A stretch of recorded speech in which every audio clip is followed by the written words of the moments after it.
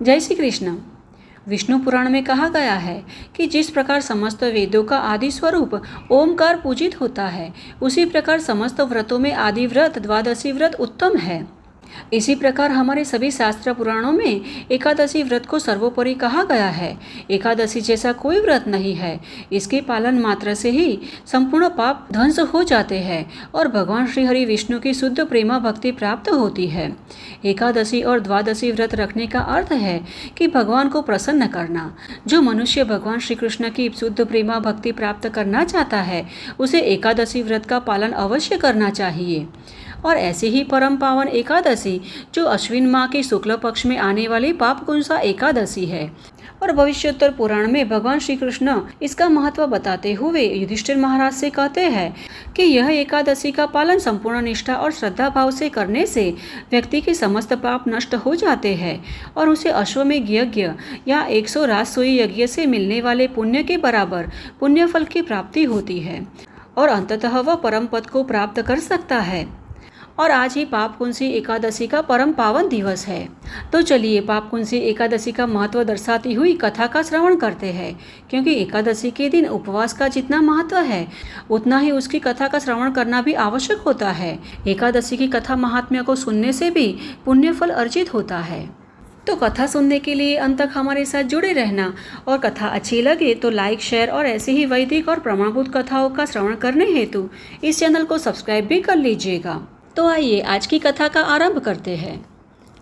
यह उस समय की बात है जब भविष्योत्तर पुराण में भगवान श्री कृष्ण युधिष्ठिर महाराज से सभी एकादशी का महत्व कह रहे थे।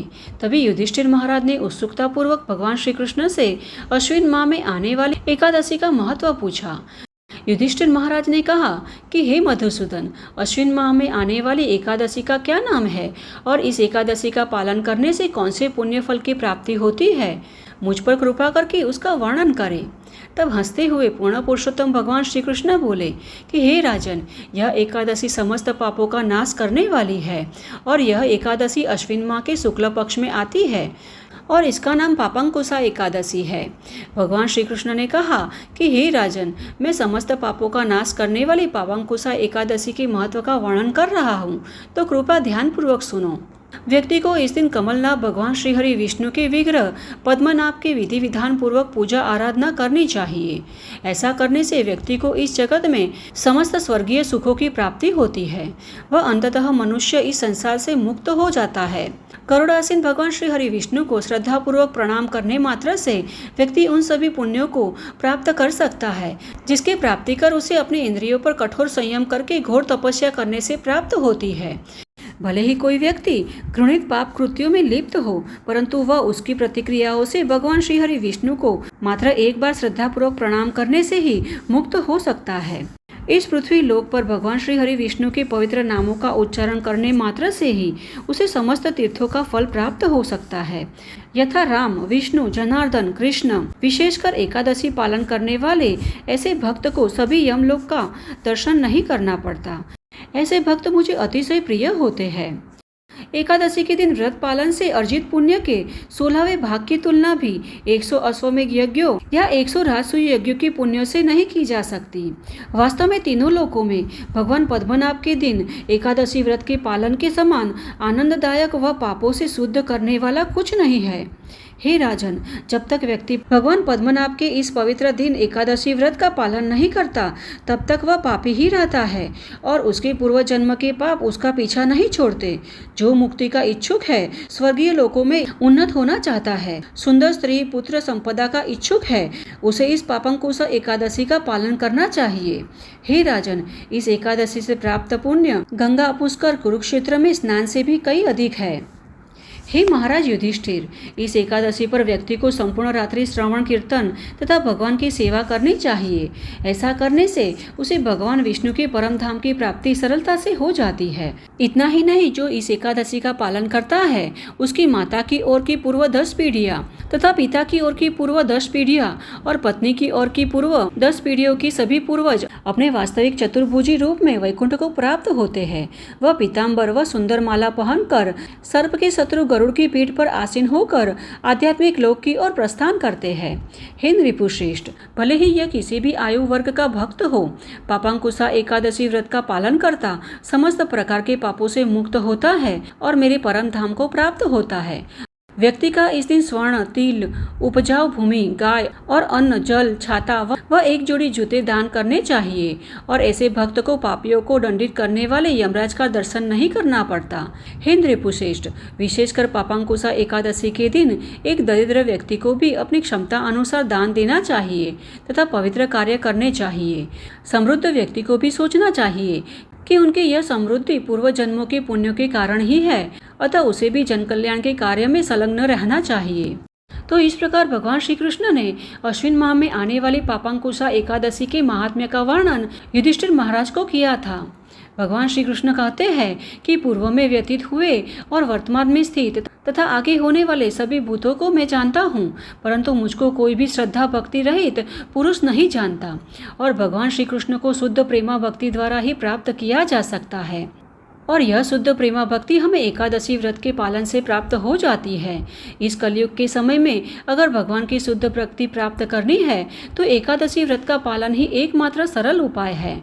एकादशी के पालन से सभी पाप नष्ट हो जाते हैं और हम आध्यात्मिक मार्ग पर अग्रसर होते हैं और इसी मार्ग पर चलते हुए हम भगवान श्री कृष्ण की शरण प्राप्त कर सकते हैं। भगवान श्री कृष्ण की अमृतवाणी श्रीमद् भागवत गीता जी में भगवान ने स्वयं कहा है कि जीव की मृत्यु निश्चित है। प्रत्येक प्राणी अपने कर्मों के बंधन में बंधा हुआ है और यह सुख और दुख से तथा माया में बंधा हुआ व्यक्ति इस जन्म मृत्यु के चक्र में घूमता ही रहता है। इस संसार की मोह माया से प्रत्येक प्राणी सृष्टि में जन्म लेता है और मृत्यु को प्राप्त करता है। इसी प्रकार यह चक्र चलता ही रहता है, किंतु भगवान कहते हैं कि शरीर का ही नाश होता है, आत्मा कभी नहीं मरती और कर्म के अधीन होकर वह दूसरा शरीर धारण कर लेता है। इसीलिए प्रत्येक व्यक्ति को अपना कर्म करते हुए परम कर्तव्य का पालन करना चाहिए और व्यक्ति का परम कर्तव्य है भगवान श्री कृष्ण की भक्ति और उनकी आराधना करना। और एकादशी हमें हमारे परम कर्तव्य की ओर आगे बढ़ने में हमारी सहायता करती है। अब इसी प्रकार एक समय की बात है, पूर्व काल में एक क्रूर शिकारी हजारों वर्ष पूर्व विंध्याचल पर्वत पर रहता था, जो अपने आनंद के लिए शिकार करता था और किसी भी प्राणी की हत्या करने में जरा भी सोचता नहीं था। वह शिकारी इतना क्रूर और घातकी था कि वह पर्वत पर रहने वाले सभी प्राणियों का इस प्रकार शिकार करता था कि प्राणी की हालत देखकर ही हृदय द्रवित हो जाए। वह पर्वत पर रहने वाले पशु पक्षियों का शिकार तो करता ही था, किंतु कई बार तो वह उसके एक एक अंग को काट कर उसे अधिक वेदना देता था। इसी प्रकार पाप कर्म करते हुए वह अपना जीवन व्यतीत करता था। उसके इस प्रकार के पाप कर्म देखकर स्वयं यमराज ने भी नरक में उसका स्थान निश्चित कर दिया था। अब उस अज्ञानी को किसी के द्वारा पता चला कि वह जो कार्य कर रहा है वह अत्यंत घृणायुक्त कृत्य है। उसके इस कार्य के परिणाम स्वरूप मृत्यु के पश्चात उसे नरक की यातना भुगतनी पड़ेगी। अब देखिए, नरक का नाम सुनते ही सभी भयभीत हो उठते हैं। भले ही फिर वह किसी को कष्ट पहुंचाता हो, किंतु अपने आप को किसी प्रकार का कष्ट हो, यह सोच मात्र से ही व्यक्ति भयभीत हो जाता है। तो बस फिर शिकारी को भी यह भय सताने लगा और फिर वह भी भयभीत होते हुए दौड़ता हुआ अंगिरा ऋषि के आश्रम में जा पहुंचा और उनके चरणों में गिरकर हाथ जोड़कर उनसे प्रार्थना करने लगा। शिकारी महर्षि से कहने लगा कि हे महामुनि, मैंने आजीवन अत्यंत घोर पाप किए हैं। मैंने निर्मम प्राणियों की क्रूरता से हत्या कर अत्यंत पापजन्य घृणास्पद कृत्य किए हैं। सभी पशु पक्षी की हत्या कर मैंने अपना जीवन व्यतीत किया है। हे ऋषिगण, अब इस पाप कर्म के कारण जो नरक की यातना भुगतनी पड़ेगी, इस सोच से ही मैं भयभीत हो रहा हूँ। इसीलिए हे ऋषिगण, मुझे इस पाप कर्म से मुक्त होने का कोई मार्ग बताए। अब आप तो त्रिकाल ज्ञानी है, आप सब जानते हैं, कृपा मेरी सहायता करें। अब शिकारी की इस प्रकार प्रार्थना सुनकर ऋषि अंगिरा ने उसे कहा कि हे वत्स, तूने जो आजीवन पाप कर्म किए हैं उससे तुम्हें नरक की यातना भुगतनी पड़ेगी, उसमें कोई संदेह नहीं है।